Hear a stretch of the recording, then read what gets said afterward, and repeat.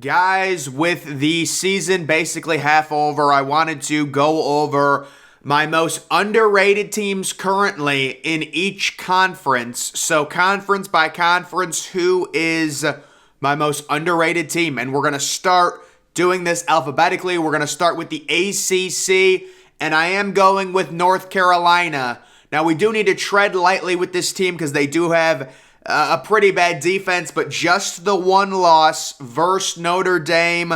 They beat Miami on the road. They beat Virginia Tech by 31.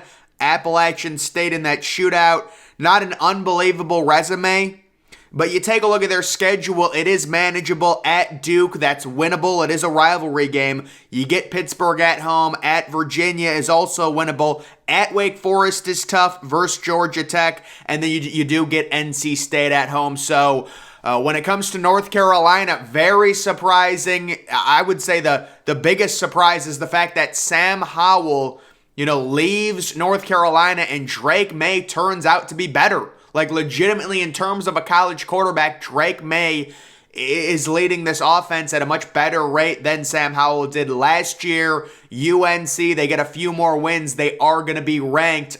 The one caveat is that defense. Does it improve at all? Either way, North Carolina in the ACC, to me, is extremely underrated right now. Moving to the American, I'm going to pick UCF, guys. UCF is actually a top 25 team according to ESPN's FPI. They've got that rough week 2 home loss to Louisville, 20-14. Other than that, a very impressive blowout win at a solid team, FAU. You beat Georgia Tech by 17, easy home win. You crush SMU, who's a solid team at home. Very, very good defense this year for UCF there. Temple's going to be a free win.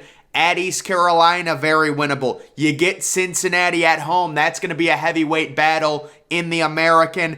At Memphis is winnable. Tulane, a lot of people would pick Tulane as the most underrated team. But guys, people don't realize how good UCF is. I don't know if it's because they had that Scott Frost season where they went undefeated and now it's kind of like a letdown. I don't know if it's because they lost in week 2. Either way, this team has been really good this year. Versus Navy and then at South Florida, both very winnable matchups. You're looking at a team that could win 10, maybe 11 games if they run the table and possibly get ranked here very soon. So UCF is no joke this year. All of the metrics love them. They've had several impressive blowout wins, which are going to help their metrics significantly. And they've got an ultra-elite top 10 type defense this year, UCF from the American. Moving to the Big 12, maybe a little surprise, I'm going with Baylor. So there are a lot of people that because Baylor has 2 losses at this point, they're being underrated.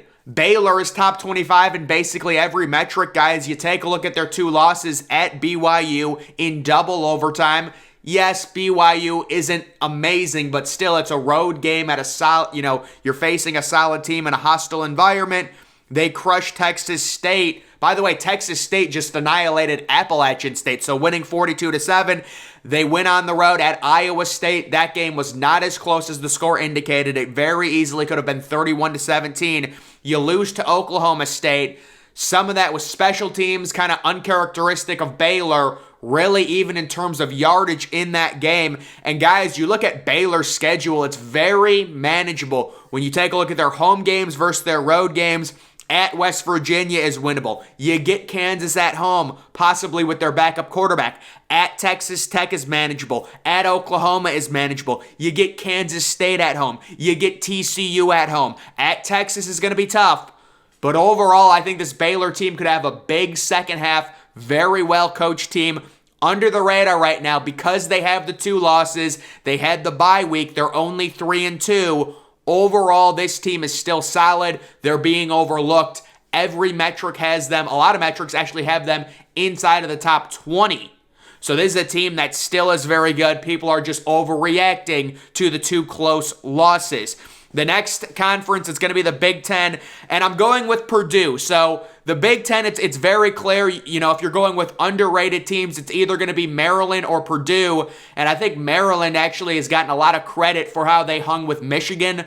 Purdue, on the other hand, if you take a look at their schedule, they're like 2 plays away from being undefeated and having an absolute Cinderella season. The Week 1 Thursday night loss to Penn State, a game a lot of their fans think they should have won, 35-31.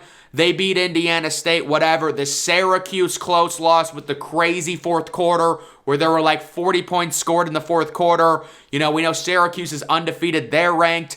They beat FAU barely.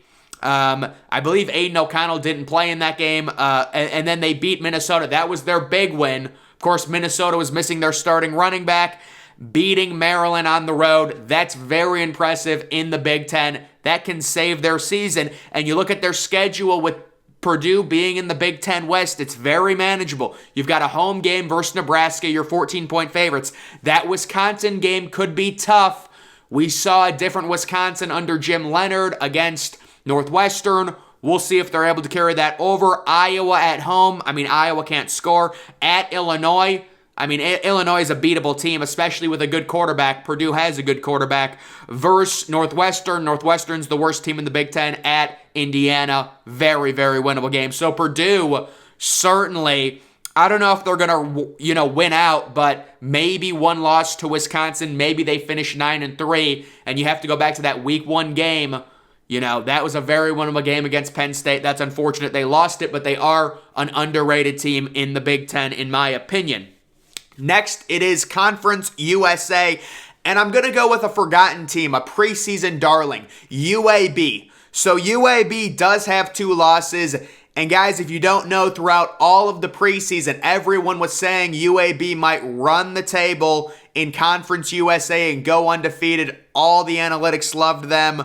They lose to a good Liberty team by a touchdown on the road, and then they lost to Rice. Now, that is a bad loss. You lose both of your losses by a combined 11 points, both of them 1 possession. You destroy Middle Tennessee State, who's decent, 41-14, and you've got matchups. Charlotte, your 24-point favorites. I think they're going to annihilate Charlotte. At Western Kentucky, I really like Western Kentucky. That could be the matchup of the year in Conference USA. At FAU is winnable. Home game versus UTSA, home game versus North Texas. The, very interesting late non-conference matchup on the road at LSU could be fun, especially LSU probably going to have 4 or 5 losses at that point. UAB is going to have a lot more motivation in that game to try and knock off a big boy. And then at Louisiana Tech, a lot of those teams in Conference USA can score. They've got some good offenses there, but I just think UAB was a team. A lot of people were like, can they go undefeated? They lose a few early games. People overreact. Similar to the Baylor situation. So they are my most underrated team in Conference USA. In the MAC, we are going to go with Central Michigan. And Central Michigan is 1-5. But if you actually look at the overall luck metrics, them and Northern Illinois, extremely unlucky 1-5 teams. You take a look at that Week 1 game against Oklahoma State. A lot of that was garbage time. But still, 44 points against Oklahoma State. That's nothing to scoff at. Losing to South Alabama by 14, I think, is a solid loss for a MAC school. South Alabama is really good. You crush Bucknell. You lose to Penn State by 19. That was it. It was 14-14 in the second quarter of that game. They were competitive. Toledo's phenomenal. They're the best team in the MAC. And then you lose a game you should have won against Ball State, 17-16. That game was controlled by Central Michigan. So Central Michigan, guys, a lot better than 1-5. They're going to beat Akron. They're going to beat Bowling Green. They're going to have a toss-up against Northern Illinois. They're going to beat Buffalo. They're going to beat Western Michigan or Eastern Michigan. And I think they finish 6-6 and make a bowl. So they only lose 1 more game. That is my prediction. They are better than their current record. They've performed better. They've just gotten unlucky. And they've had some tough non-conference games. Central Michigan, the most underrated team right now from the MAC. Moving on to the Mountain West, it's got to be San Jose State. And people are starting to buy into San Jose State. They did receive 1 top 25 vote. But overall, you take a look at the 1 loss at Auburn by 8 points. Auburn really isn't that good, but still, it's not like they got blown out by an SEC team. Really good win against a solid Wyoming team. They annihilate UNLV at home, easily cover the spread. They're 4-1, 2-0 in conference. They're 8-point road favorites against Fresno State. And of course, we know the Mountain West, just a horrible conference, winnable games left and right. They could very easily run the table, and I think that would be great for college football. San Jose State, 4 or 5 years ago, they were always one of the top 10 worst, maybe top 12 worst teams in FBS. They've completely turned it around. 3 years ago, they became, average. Last year, they were okay. Now they're legitimately good, and it would be great for the Mountain West if they were able to run the table here and get into a legitimate bowl game and possibly get ranked in November by the College Football Playoff Committee. That would be impressive. Moving to the Pac-12, maybe a little surprise here. I'm going Utah. So Utah, when you look at any metric, they are still one of, if not the best teams in the Pac-12. Yes, they have 2 losses. Yes, they are ranked number 20. But that first loss on the road, it's a crapshoot at Florida. Florida's not a great team. We understand that, but that's a week 1 game. That's 80 degrees. That's humidity. It's a 3-point loss. It's a game they should have won. They had first and goal. They were going in for a touchdown. They would have been up 4 points with like 20 seconds left. They annihilate several teams, including Oregon State with an impressive win. The loss to UCLA is a major setback, obviously, and that basically ruins their season. They're a team that had aspirations to at least make the Rose Bowl. With that loss, it's looking very unlikely, but it's just so crazy. You've got a team like Utah. They're 3-point favorites against the number 7 team in the nation. It's like something isn't matching up, guys. Even if they lose a close game to USC, I'm sure they're going to be unranked. They're going to have 3 losses. People are going to say they weren't that good, when in reality, they're still probably a top 15 team. They've just lost some close games because everyone overreacts when you lose by a point or whatever, even though the teams are very evenly matched. So they're 3-point favorites against the number 7 team at home, and we'll see how they do. But I think due to the losses, people have underrated Utah. They still are a very good college football team this year, especially their offense. The defense may be a little disappointing against UCLA for sure.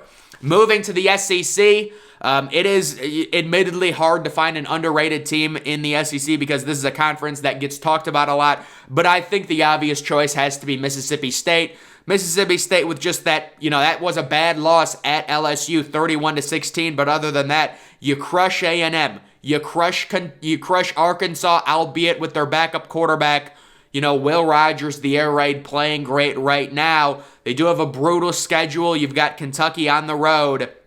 We'll see what's going on with Kentucky and their quarterback situation. At Alabama is miserable. Versus Auburn, you're going to win that game. Versus Georgia is very tough. ETSU is a free win, and then at Ole Miss, I think that's winnable. Ole Miss is, to me, not as good as their record says they are, but either way, I would say this is the only team you can truly say maybe underrated from the SEC, Mississippi State. And then finally, the Sun Belt team, it has to be South Alabama. Guys, South Alabama football in 2022 is impressive. You take a look at what they've done against Nichols, against Central Michigan. By the way, their one loss was a walk-off field goal on the road to UCLA, 32-31. They're very close to beating UCLA and being undefeated. So that is just crazy. They crush a decent Louisiana Tech team who has a good offense. They hold them to 14 points. You beat Louisiana 20-17. You would have liked to see a little bit more of a blowout there. But either way, guys, South Alabama, I would say probably one of, if not the most underrated team in college football right now. They are a last-second field goal miss by UCLA away from being undefeated and possibly ranked because, everyone was saying UCLA sucks. How does that happen? Now UCLA beats Utah, and you're like, wow, maybe UCLA was actually good and South Alabama is good in that situation like that. So that is interesting. But guys, just wanted to go through some different underrated teams halfway through the 2022 college football season. That is going to do it for this video. Make sure you're following me on Twitter. Link to that's always in the description. I'm, of course, the Depressed Ginger. Thank you for watching.